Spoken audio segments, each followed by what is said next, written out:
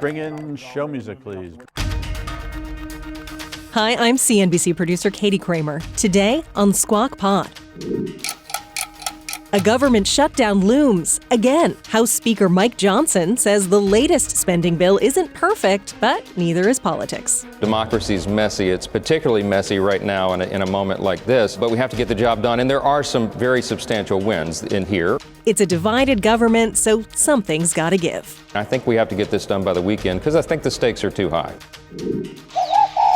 What it sounds like when doves stand pat. The Federal Reserve holds rates steady, hints at future cuts, and says the inflation target rate of 2% might have some wiggle room. We're back to transitory. Mohamed El-Erian joins us on Chairman Jay Powell's comments and the impact of our central bank's decision around the world. Remember the old PIMCO concept of the cleanest dirty shirt. If we misbehave and others misbehave more, we don't get punished because we've got the reserve currency. Plus, U.S. regulators setting antitrust sights on Apple. CNBC's Steve Kovach explains. This is a beloved company that is going to have a really stressful time. It's Thursday, March 21st, the cleanest dirty shirt, and so much more. Squawk Pod begins right now. Stand Becky by in 3, 2, 1. Cue it, please. Good morning, everybody. Welcome to Squawk Box right here on CNBC. We're live from the NASDAQ market site in Times Square. I'm Becky Quick along with Joe Kernen. Andrew is off today. The Fed's signal of 3 interest rate cuts still ahead this year, sparking a record-breaking rally for equities. The Dow, the S&P 500, and the NASDAQ all took off after 2 p.m. Eastern time, never really looking back, all of them finishing at all-time highs. The NASDAQ was up by more than 1%, tacking on more than 200 points. The S&P 500 added 46 points to close at 52.24. And then you had Treasury yields, which were already weaker before we saw everything yesterday, heard from the Fed, Jay Powell and company. We believe that our policy rate is likely at its peak for this tightening cycle, and that, if the economy evolves broadly as expected, it will likely be appropriate to begin dialing back policy restraint at some point this year. The economic outlook is uncertain, however, and we remain highly attentive to inflation risks. We are prepared to maintain the current target range for the federal funds rate for longer, if appropriate. Joe, what he said yesterday sounded to me like they're still being fairly patient in terms of when they're going to raise rates, but he took the idea of a rate hike off the table. Cut rates, you mean? Yeah, he took the idea of a rate hike off. When they're going to cut. Oh, when they're going to cut. Yeah, he took a rate hike off the table, said these are the highs that we're looking at with this, but they're still watching inflation pretty closely. So, now I sound like Kevin Morse, starting with a so. But 6 months ago, they said 3, and people said, well, I think 5 or 6. We'd like 5 or 6, the market. So then we've slowly come to realize, oh my God, we kill for 3, yeah. And maybe we don't get any. So now when he says 3, we're like happy, but it's weird. He didn't say 3, it was the dot plots that said right. 3. Yeah. But it's weird because the Fed is basically saying that these hot inflation numbers that we've seen for the past 2 months are transitory. We're back to transitory. Well, yes, to me, he probably didn't want to switch positions and potentially have to shade them back. He was trying to say as little as possible. But people said this was the most dovish. This was much more dovish than anyone thought. He had opportunities to sound more hawkish. Only and he 400 didn't take points on the Dow. I think you just don't want to flip-flop, flip-flop, flip-flop. In Bitcoin, as you might not be shocked after the somewhat dovish 2 p.m. News that we saw yesterday, Bitcoin took off. It's down in the low 60s, now 67,000 today. Thank God you got bullish on Bitcoin, because there's still, Mohammed, because there's still a lot of people that are just in denial, and I don't know when they finally. But that was about, what would you say, 2 years ago? You finally. No, before that as well. You did? All right. Well, I had an intro for you, and you know I hate to waste an intro that they put in teleprompter. But Mohamed El-Erian is here, Chief Economic Advisor to Allianz, President of Queen's College at Cambridge University, and a Fed. Are you a whisperer? What are you? A observer. A Fed observer. Fed observer. Did you think it was dovish, more dovish than you were expecting yesterday? Oh, absolutely. And in 2 ways. One is a signal that they're willing to tolerate higher inflation for longer. And second, something that is flying below the radar screen is what Chair Powell said about QT, said about the balance sheet, saying that he's willing to slow down the journey to a lower balance sheet. I think that twin patience means that we may well look back on this week as the week in which central banks stepped away from a very strict inflation target to a much broader concept of an inflation target. And this has, in your view, nothing to do with the election. So I would like to believe the Fed in saying that it is apolitical.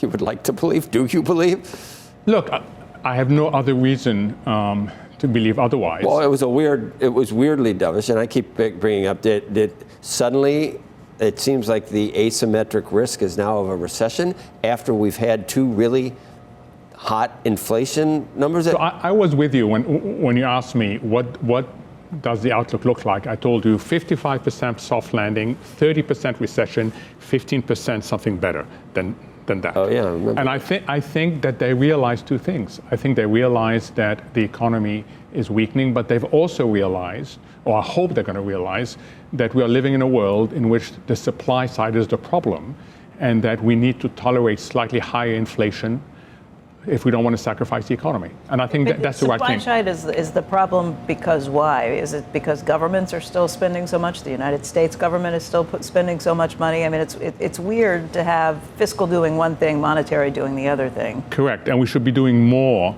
to enhance the supply side. It is the problem first because of geopolitics. We are redesigning supply chains. Second, companies are emphasizing resilience as much as efficiency. So they are embarking on a more costly supply chain for good reasons. Third, the labor market is not as flexible as we'd like it to be. And then we're looking at a very uncertain energy transition. You put all that together and supply will not be flexible enough, and the Fed will have a choice. Either it accepts slightly higher inflation or it unnecessarily tips the economy into recession. What's to say that the inflation remains slightly higher and doesn't get out of control? That's the bet. That's absolutely the risk. But there's been no evidence so far of de-anchoring inflation expectations.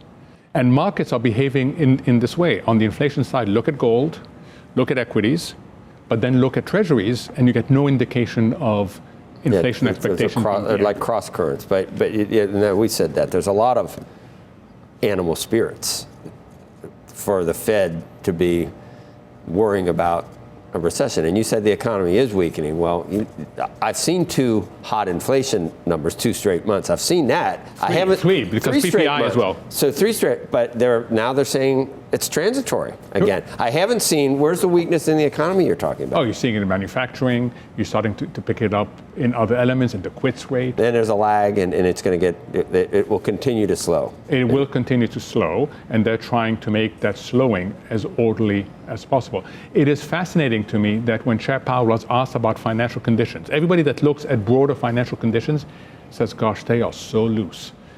He dismissed that completely.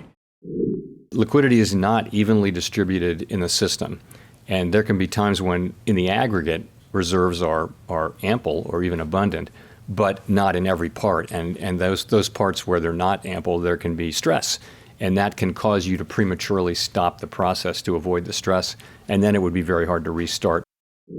He's looking at a very, very narrow policy rate relative to other indicators, not at the holistic financial conditions. Are you sure we're in restrictive territory right now, given the economic backdrop? We are more likely to be in restrictive than not restrictive. Okay. But look elsewhere as well. The Bank of Japan surprised on the dovish side.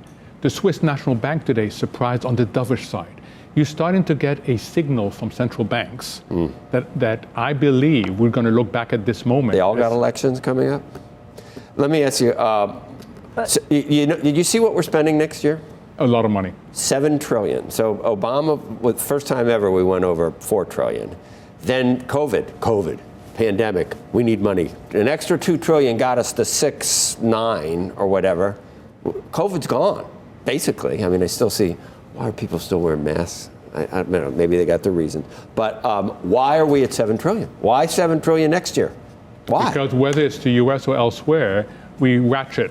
You never go back from the crisis levels? We don't. That's really a bad. Well, neither does the Fed's balance sheet. The UK is the same thing. It is sad, and at some point we're going to pay for this. We will pay for this. We have been saying this for so long, decades and decades. When does it actually? So remember the old PIMCO concept of the cleanest dirty shirt. Yeah. Okay, we live in a relative world. So if we misbehave and others misbehave more, we don't get punished because we've got the reserve currency and we are the place where people outsource savings to. So as long as we remain the cleanest dirty shirt, then we're not going to be punished. If others start being cleaner than us, then this will change. But right now, we are the cleanest dirty shirt. I have a much better expression I can't use. Oh, man, I don't want to know. No, you don't. And I learned my lesson. I'm not getting canceled. So I'm not, because everybody has a support group for terrible people like me. So I'm not going to what is it, dirty? That's a crappy one. The cleanest dirty shirt. Okay. We used to use it. You use different ones, and now it's an inanimate object. It's a shirt. It's dirty. You're not. I've been using this one for a long time. Best house in a bad neighborhood. I'm not sure you ought to be trash in bad neighborhoods. No, I don't. You definitely can't use dead cat bounds. Don't try and turn around. Huh? Don't try and turn this around on me. Gaslight. I know you have something worse in your mind. Mine's really not bad. I don't even think the disease I'm thinking of is around anymore. Oh, no. You know what I mean? But I still am not going to. It's very rare at this point. Maybe you still have it in Molokai. Oh, I know exactly what. Okay. Is that a bad expression? Probably. I think your first instinct was the right one. Someone just said it in my ear. Yes. Can I use that? Would you use that?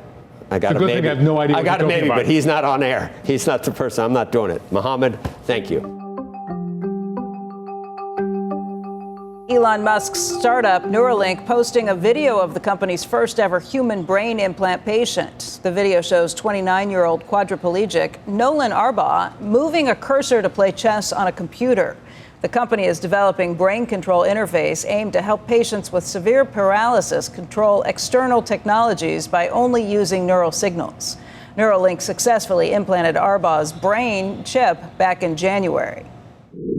Basically, it was like using the force on a cursor, and I could get it to move wherever I wanted, just stare somewhere in the screen, and it would move where I wanted it to, which was such a wild experience. This guy wants to know if you feel like a wizard. Yeah, right. It's crazy. It really is. All right, that is really, it's like telepathy. really it's cool. Unbelievable. Yeah. And a massive improvement for so many patients. The FDA approved those human trials last May. Way to go. Is this Elon Musk too? It is. And the left hates Elon Musk now because he might. I got to tell you, that's one of the coolest things I've ever seen. Out of all the things he does, what did he do wrong? He said maybe Trump's not Satan, and that's so you say that, and the left hates you for everything else you do. It's so pathetic. This is the thing I think I'm most excited about. Well, I would be too, but we're going to Mars too. I mean, it's just. But the Mars thing is impressive. Getting back to the moon is impressive. But for anybody who's ever had a family member who's been in a situation like what this, is this a hobby? This he spends 2% of his time on, and it's already working for someone to move a chess piece. It's really unbelievable. Cheese will be next. Still to come on Squawk Pod, a trip to Capitol Hill for an interview with House Speaker Mike Johnson, an appropriations bill to avoid a government shutdown, and lawmakers' plan to cut U.S. debt.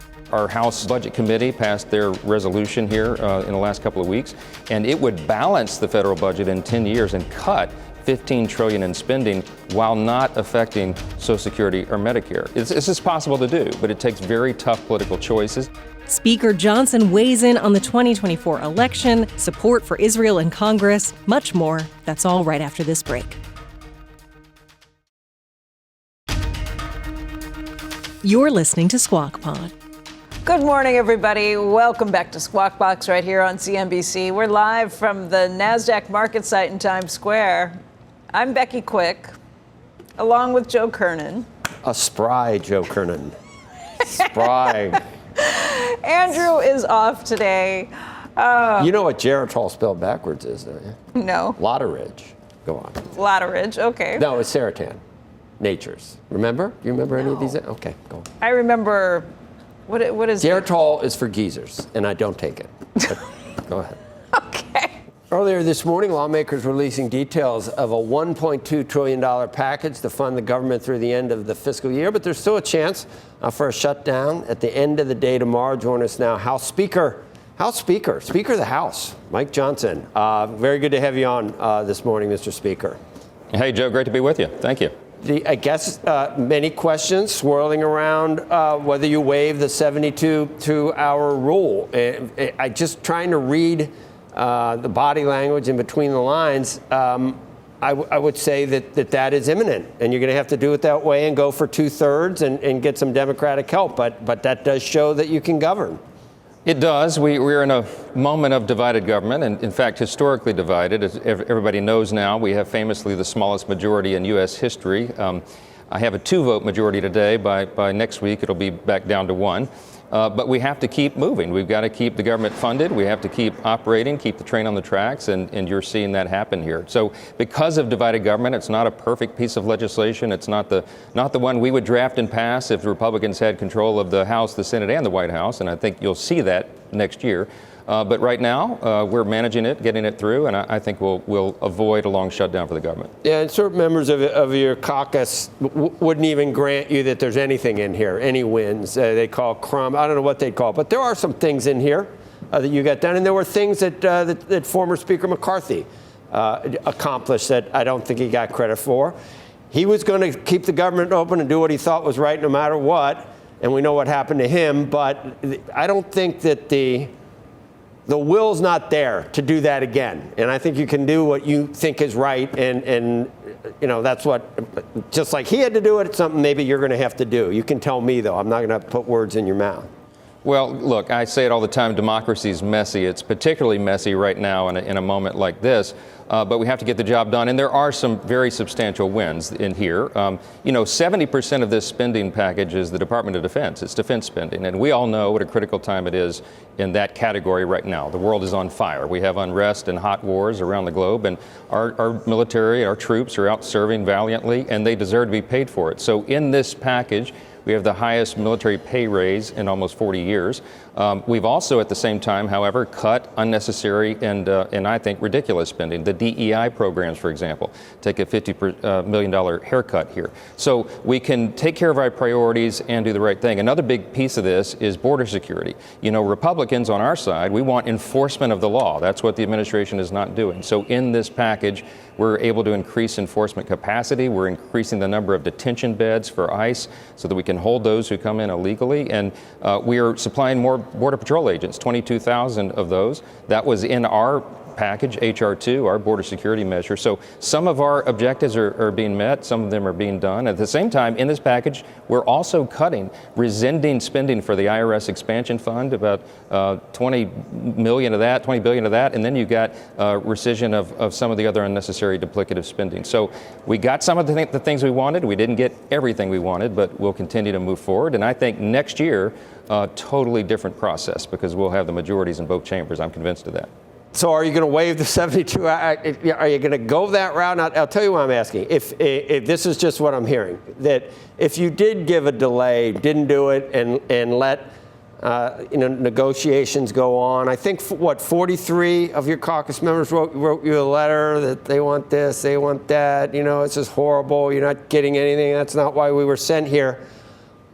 Out of that 43, I think one of them has voted yes on any budget whatsoever. So if you give them the weekend and you close the government and, help the Republicans snatch defeat from the jaws of victory one more time when the big election comes up, what do you get for it? So will you do the 72-hour waiver? Can you announce that now, Mr. Speaker? Well, look, we have to get this job done. The 72-hour time period is it's a principle that we all defend. I always have. We want members to be able to understand legislation, have a time to review it before they vote on it, want a concept. So everybody is reading this quickly. They're doing that. And we'll see. I'm going to talk to colleagues this morning. I think we have to get this done by the weekend because I think the stakes are too high.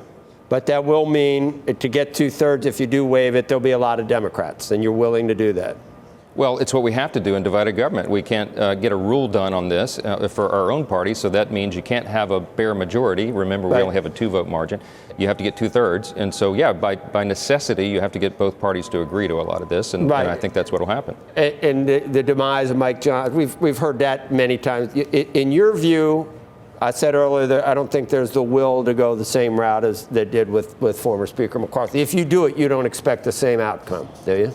I don't. I mean, look, everybody understands this is difficult right now. They all pat me on the back and say they have a lot of sympathy, the hardest job in the world, all of that. It's fine. Look, I'm very sober-minded about this, Joe. We have to get the job done. I get that, too. Yeah. Probably so. Your candidate, former President Trump, won't touch Social Security or Medicare. Even when he didn't even say that, but when someone implied it, Biden immediately came out with an ad that said, I'm going to protect it. So neither candidate is going to touch that third rail. Should we? No, we shouldn't. And here's the way that we'll do it. There's two completely different worldviews on this. You know, the Biden budget came out. It would make the largest tax increases in U.S. history, about $4.9 trillion in tax increases. It would raise the debt to about $52 trillion over the next 10 years. We can't go down that road. We're going to crash the U.S. economy. We all recognize that. So what we present is the alternative view, and that is our House Budget Committee passed their resolution here in the last couple of weeks, and it would balance the federal budget in 10 years and cut $15 trillion in spending while not affecting Social Security or Medicare. This is possible to do, but it takes very tough political choices, and you got to limit the size and scope of the federal government. What a concept! We've been talking about that for a long time. There is a path to do it, but it takes tough political choices. It takes political courage, and I think you'll see that in the days ahead. Because I believe the stakes are too high, and we have to save this economy. And I think we can, but it has to be the right policy choices. There have been calls, bipartisan calls actually, to bring together another commission to address this. Something like Simpson-Bowles, but one that has teeth, would be required to follow the recommendations of that committee. Would you support that, Mr. Speaker?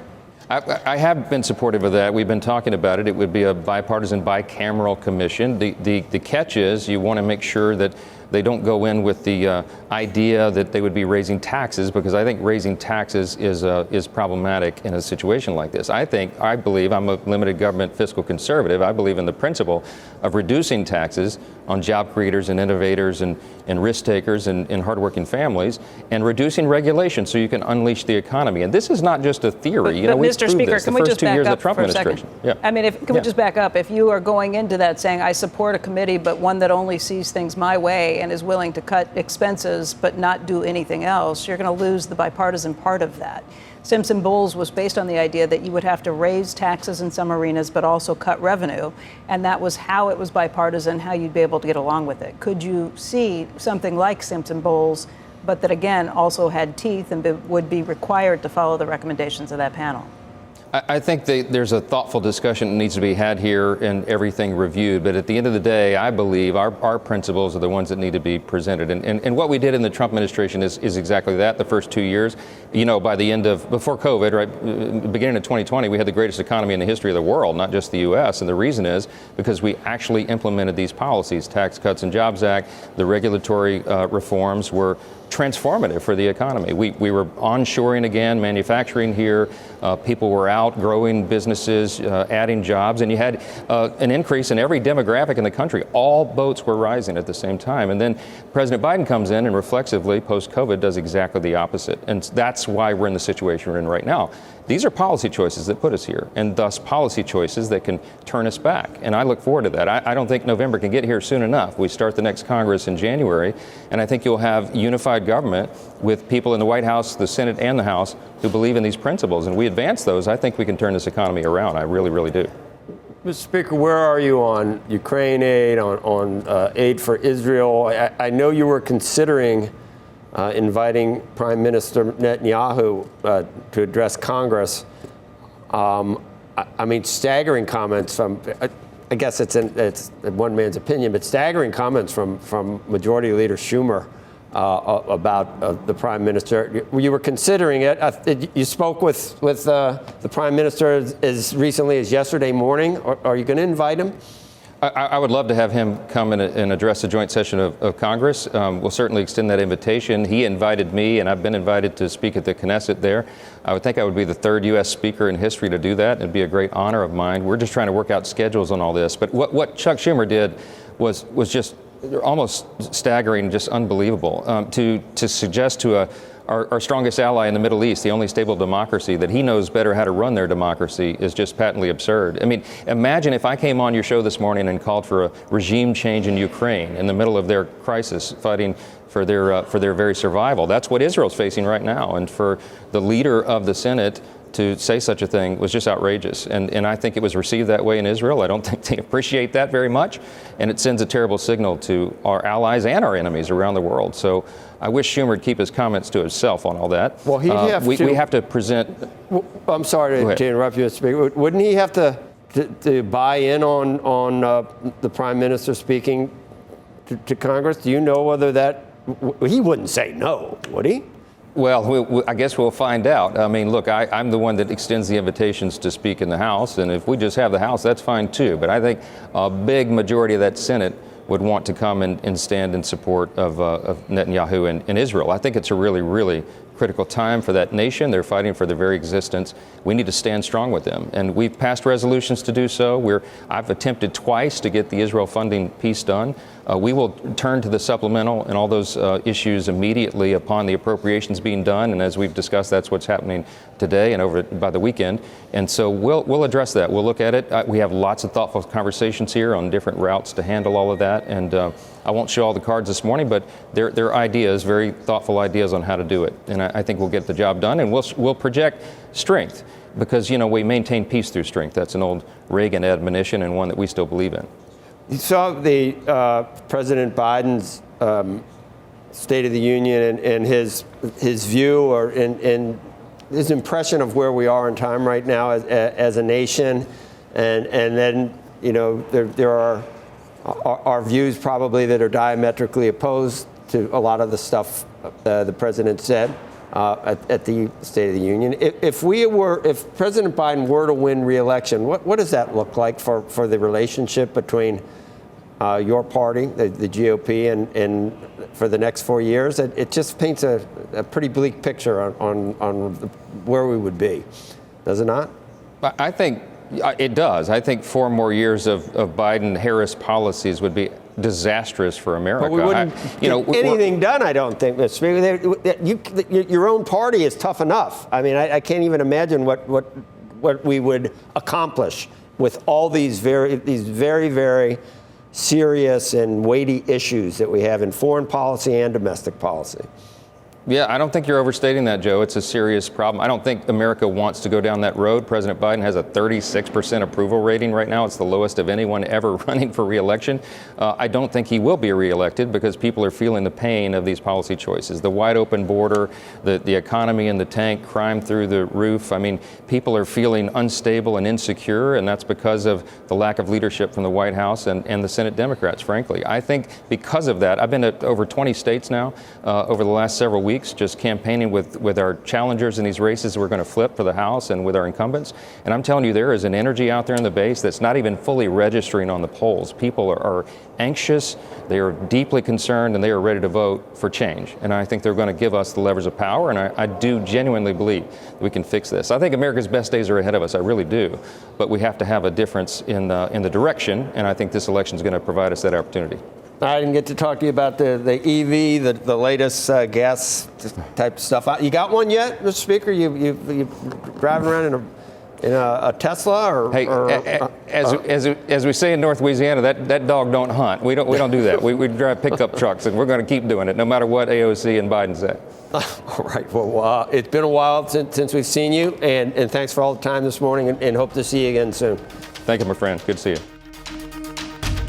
Next on Squawk Pod, the war on big tech. The Department of Justice is preparing to sue Apple for antitrust violations, saying it's blocking its rivals from iPhone features. Our Steve Kovach on the stakes for the nearly $3 trillion company. If it goes after the App Store in a very significant way, then they're probably not going to want to settle.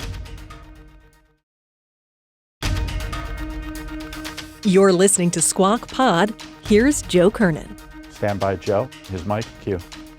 Shares of Apple are under pressure this morning. Bloomberg reporting that the Department of Justice could soon sue the tech giant, maybe today, as soon as today, for allegedly violating antitrust laws, which are they not in the eye of the beholder more than ever these days? Steve Kovach with this DOJ, yes. With this DOJ. Joins us now with more. Yeah, I think the big thing we should be looking for, if this lawsuit does in fact happen, is then where the App Store falls in, because there's this idea that this Epic Games lawsuit that worked its way through the courts, whether or not that kind of resolved the issue about the App Store dominance, that whole thing, the payments that they collect from the developers and so forth. So to what degree does the DOJ go after the App Store? Huge lucrative business. But beyond that, there's some like subcategories that they're likely going to go after too. The payments. Also, are you guys for, the AirTags, those little... I've got a few of them. I don't know what to do with them. So there's this company called Tile that makes a competing product. Companies like that, they are upset because they don't get necessarily full access to iOS and all the same features a product like AirTag. Can I have my dog swallow it? Yeah, people put them on their dogs, but they do. Yeah. But not You're not supposed to do that, but why? That's what they say. You're not supposed to track your pets or your people. Kid. They don't want to be responsible. People put it on their kids' backpacks. Yeah, and the backpack is a good idea. Yeah, they do that. So there was a headline from NPR, September of last year. United States takes on Google in biggest tech monopoly trial of the 21st century. Does this top that? Yeah, I feel like it does, at least thematically. I mean, first of all, Apple is a bigger company, hands down. It's a more beloved brand. And here you have the full force of the Department of Justice coming after their own, our own company. And it's also happening at a really interesting time if you think about it. We're at the cusp of this AI revolution. There's this idea that, Apple is behind on AI, doesn't have a coherent story or a good consumer-facing product. And then let's rewind back to a couple decades ago when Microsoft was going through this at the cusp of the mobile revolution. Right. And people were saying, they missed out on this because the government went after Microsoft and therefore they missed the mobile revolution and so forth. Bill Gates has said that. Bill Gates has said that. He had his eye off the ball. He was focused much more on Exactly. Washington. And so then you got to wonder, does this become a distraction for Apple? In the middle of the AI revolution, exactly. Where it seems like Apple is a little behind. Exactly. And that's going to be like a big theme I'm going to be following over the next couple years as this plays out in the court. Does this distract them to the point where they can't execute whatever AI vision that they have? Is that an argument for a settlement for Apple to say, okay, we'll just do what we've already done with the EU anyway? It depends on what the lawsuit says. Again, if it goes after the App Store in a very significant way, the way the EU has already done it, then they're probably not going to want to settle. They're going to want to fight it tooth and nail. But if it's more minor things that they've already conceded in the EU, like opening up the NFC for different payment processors, or